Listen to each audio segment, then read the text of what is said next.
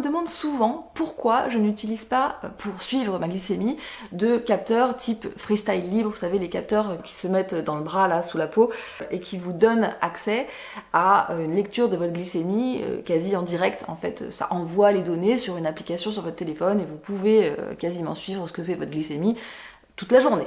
Alors en général, quand on me pose cette question, ma première réaction c'est quand même de rigoler parce que pendant des années, on m'a accusé de stresser les gens avec ça, de les obséder avec la glycémie, avec les cétonémies, avec les taux, de les angoisser, de les rendre malheureux. Enfin, j'étais vraiment la tortionnaire de la diète cétogène parce que je conseillais aux gens quand même de regarder leur glycémie. Sauf que moi, je parlais aux gens de regarder leur glycémie le matin à jeun, éventuellement parfois après des repas pour comprendre certaines choses. Mais alors donc maintenant, je suis plus la tortionnaire, je suis limite laxiste et on voudrait que je me mette un truc dans le bras qui me permette de lire ma glycémie à tous les moments de la journée. Alors d'abord la première chose qu'il faut quand même rappeler, c'est que le capteur Freestyle ou les autres, ça vous donne pas la glycémie dans le sang, ça vous donne la glycémie dans le liquide interstitiel, ce n'est pas exactement la même chose, il y a quand même des différences, notamment au niveau du timing, il faut pas oublier que ce qui nous intéresse nous, c'est la glycémie dans le sang. C'est vrai que moi j'ai quand même suivi des clients qui en avaient, on a remarqué que c'était pas particulièrement fiable, que c'était pas particulièrement pratique, on n'arrivait pas très bien à interpréter les taux, et on a fini par abandonner en fait. Si vous choisissez, pour les raisons qui vous regardent, sur une durée limitée, de suivre votre glycémie à tous les moments de la journée, ça serait quand même mieux que ça soit fiable, sinon c'est un petit peu embêtant. Mais j'ai envie de dire que l'argument de la fiabilité n'en est pas un, parce que si aujourd'hui ces données-là ne sont pas fiables, un jour elles le seront.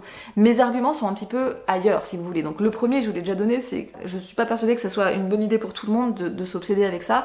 Maintenant, si vous voulez, moi j'ai des réticences autres par rapport à ça. La première chose, c'est que évidemment, ce truc-là fonctionne avec une appli, donc vous allez transférer à votre téléphone toutes vos données de glycémie, et entre nous, sans faire trop théorie du complot, avec tout ce que savent aujourd'hui les téléphones sur nous, je suis pas persuadée que ce soit une bonne idée de leur dire à quel moment de la journée vous êtes plus faible, à quel moment de la journée on peut plus vous vendre des trucs parce que votre cerveau est un petit peu moins focus. Je sais que tout le monde ne sera pas sensible à cet argument, mais pour moi, c'en est un néanmoins. Je refuse de partager sans mon consentement en plus ce genre de données sur moi-même, si jamais quelqu'un les veut viendra me les acheter. Et puis enfin mon dernier argument est peut-être le plus important pour moi, c'est que bon, on va pas se mytho, on est aujourd'hui dans une société où on est constamment toute la journée bombardé d'EMF, nos appartements, nos maisons, nos environnements de travail, les transports.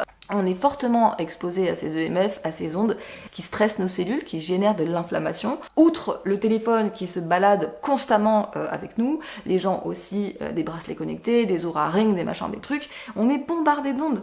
Et on voudrait, en plus de ça, que je me mette de mon plein gré un implant sous la peau, donc encore plus près de mes cellules, encore plus près de mon système, alors que je dispose d'un système qui est certes un petit peu moins pratique que le capteur, mais enfin qui marche quand même très très bien. Avec ça, on prend sa glycémie quand on veut.